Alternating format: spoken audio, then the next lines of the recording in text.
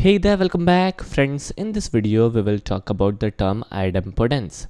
Now what exactly this term means, why this term is important is something which we will try to understand by the end of this video.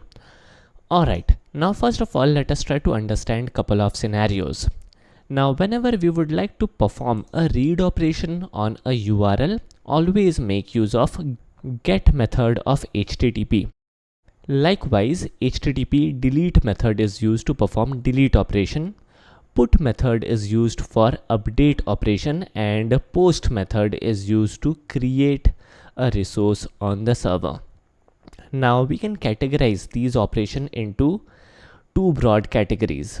First one is read operation, and the rest of the operation delete, update and create operation are write operation, where we are actually updating some information, where we are actually modifying some information on the server, right? Now as read operation is not changing anything on the server, definitely read operation is safe, and even if we repeat the operation on the same URL, definitely read operation is safe and repeatable. So for example, we keep on requesting the URI /cars/125 for example, it doesn't matter, there is no changes made on the server and it is safe and repeatable. Now let us move forward and try to understand the delete operation. Now what exactly happens when we delete a specific resource? The resource will be deleted from the server, right? Now even if we retry to delete the same resource, the resource is not present on the server. As a result, there won't be any change made on the server. So only for the first time when we will perform the delete operation, the actual delete operation will be performed. But later down the line, if we repeat the operation, there won't be any impact on the resources on the server. As a result, again, delete operation is safe and repeatable operation. Now moving forward, let us check the update operation. Now imagine there is a resource where the content of the resource is 100 and we would like to update the resource with a new resource where the content is, for example, 101. When we perform an update operation, what happens is the older copy of the server will be replaced with the new copy, right? Now imagine we perform the same operation, we repeat the same operation. What happens is, again, this new copy which has the content 101 would be replaced with 101 again.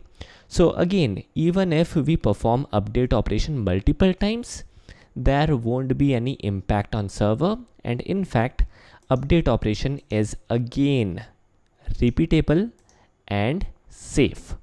Alright, now moving forward, let us try to understand what happens when we perform the create operation. So whenever we try to create a resource on the server, suppose the URI is a /cars/, then a new resource is created, a new car is being created on server. Now imagine we retry, we refresh the page, again a new car will be created on the server.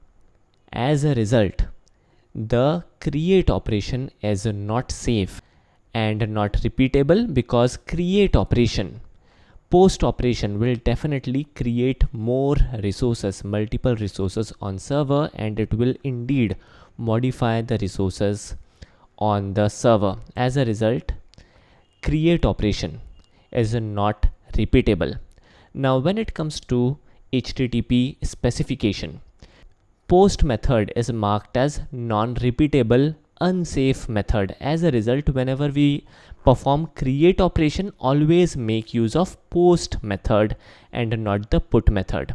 There could be code on internet which will demonstrate how to perform a create operation using put method, but that is not recommended. And it is always recommended to follow the conventions. Now finally, let us try to understand the term idempotence. Now when the methods are safe and repeatable, those methods, those operations are known as idempotent.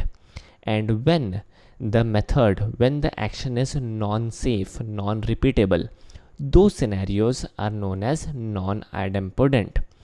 Now, get, delete, put methods are idempotent methods, whereas post method is non-idempotent method. As a result, we should always make use of post method in order to create a new resource.